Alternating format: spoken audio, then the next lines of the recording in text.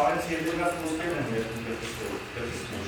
Ավ դեպքերը դուք են այնպես, կարծես շինված են տապարում։ Հայրենիքի դավաճանությունը անպատիժ իրականացնելու համար իշխանությունները այլացնում են հաջորդի արժի համակարգը։ Մարդկանց գիտակցության մեջ տեղում դավաճանության մասին ունեցած պատկերացումները ձևավորում հանդուրժողականություն հայրենիքի դավաճանների նկատմամբ։ Իսկ ազնիվ մարդկանց հռչակում հայրենիքի դավաճան։ Նույնիսկ հայրենիքի դավաճանությունը փորձում են ներկայացնել որպես հերոսականության դրսևորում, որ ժողովրդի դավաճան Նիկոլյանի արձանը կանգնեցրել է Երևանում։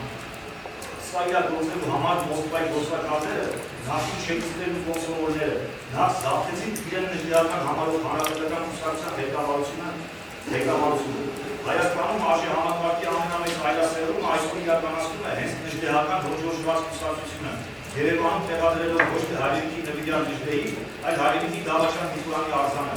Ու ավելի ցավալին այն է, որ այդ որոշումը ընդունել է տալիս մի մարդու, ում հայրը Անդրանիկ Մարգարյանը եղել ազգային միացյալ կուսակցության լիդերներից, վանկարկվել Հայաստանի անկախության և նժդեականություն կառուցելու համար։ Պարոն ջան, դիմում եմ քեզ, կարծում եմ, որ դու պետք է լավ իմանաս, թե KGB-ն որքան ստոր ծառուց է։ KGB-ն երբ նշվում է, որ մեկը անմիտ բարեկեցության ու պաշտպանի պատրաստ է դավաճանել հայրենիքին, այդքանով չի բավարարվում։ Պարոն ջան, KGB-ն այս ջանքին չի կանգնում, մարդուն չասում է մինչև վերջ։ Ստիպում է դավաճանել ոչ թե հայրենիքին, այլև հարազատ հորը։ Ու պատահական չի տարում, որ քեզ ստիպել են կանգնեցնել ոչ թե Բոլշևիկ Կամլի, Բոգդան Կնունյանցի կամ Խանջյանի ու Կասյանի արձանները, այլ հենց Նիկոյանի։ Չէ՞ որ Նիկոյանն իր հայտնի ելույթներից մեկում մեծարանքով ու հպարտությամբ խոսում հակասովետական հորը մարդկանց ու դավաճանած որդու մասին։ Խնդրում եմ քեզ, Տարոն ջան, մի դարձի հարազատ հորը դավաճանած մենօրերի այդ որդին, ում մասին տասնամյակներ առաջ մարդկացություն կանելով խոսում էր Նիկոյանը։ Հավատա պատահական չի տրված Նիկոյանի արձանի կառուցումը քո ձեռքով։ Եթե պաշտոնի բերումով ստիպված ես,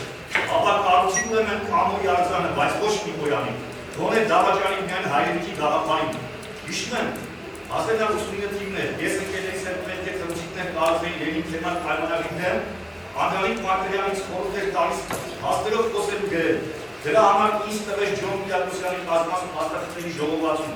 Խոսքը վերաբերում էր 1921-ի Մոսկվայի կասի պայմանագրերին։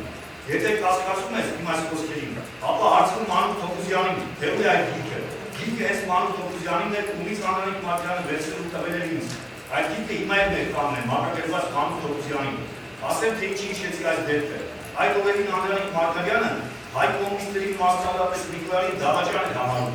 Ես կա շատ լավ հիշում եմ։ Ու չեմ կարծում, որ Անդրանիկ Մարգարյանը Շահեն Հարությունյանի որդուն քարոզում էր, թե Նիկոլյանը դավաճան է, իսկ հարազատ որդուն, այսինքն քեզ Տարոն,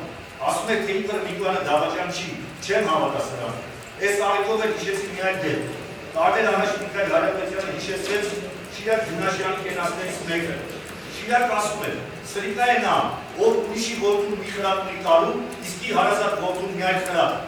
Կենացի վերջին բոլորը տկտնում էին Շիրակի խոսքերը։ Իրուխ է ու խմում էին։ Սա գուցե դու չհիշես Տարոն, որտեղ փոքր էի, բայց հարցնում Վազգեն Ղարախանյանին ինքը կհաստատի։ Հովիկ Վասիլյանի կամ Մեքայել Տիրոշկանը կամ Գարնու տաճարի շրջակայքում որևէ առիթով երբ խմում էին, իրենց բոլոր երեխաների կենաց ասում էին, հանձինս շանքի խմենք մեր բոլոր երեխաների կենացը։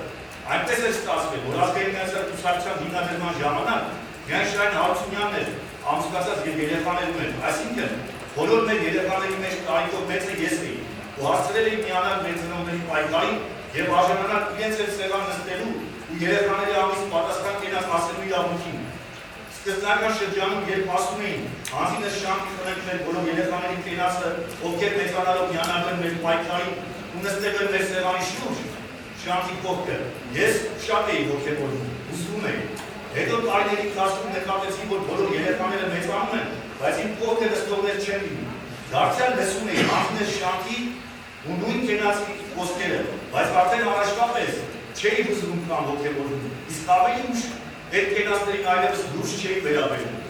Հրտումս ասում էի, ես երբեք նման կենաց չեմ ասի, բայց շատ էի ուզում, երբ տղա ունենայի, իմ որդիների նման իր հոր պայքարի ընկերների կողքին լինելու իրավունքը վաստակել։ Իհարկե այսօր դատարանում են ու երեխաների կենացը չեն խմում, բայց ես հպարտ եմ, որ իմ որդին այստեղ հավասարի իրավունքով է նստած իր հոր ընկերների հետ։ Հպարտ եմ, քանի որ իմ որդին ոչ թե հանձնագործ է, այլ հայրենիքի համար պայքարող։ Իսկ ես Տարոն և մյուս երեխաներին այդպես էլ չտեսա նշված սեղանների շուրջ։ Չնայած վստահ եմ, որ իշխանական սեղանների ձեզանից ոմանք կարիքներում են նույն սեղանի շուրջ նստելու եւ նման կենացներ խմելու։ Այս ամենը հիշեցին, քանի որ դու կարող Երևանում մի քանի արձան ես կառուցում։ Հուսով եմ, որ Ադրբեջանի պատվերանի արմունը քո երակներում ջուր չի դառնա։ Հուսով եմ, դրա համար է դիմեցի քեզ։ Վերջում նշեմ, որ հակասովետական հորը դավաճանած որդու մասին Նիկոլանի ելույթը հեշտությամբ կգտնես այն լսված է, ողողված է ողջ ինտերնետում։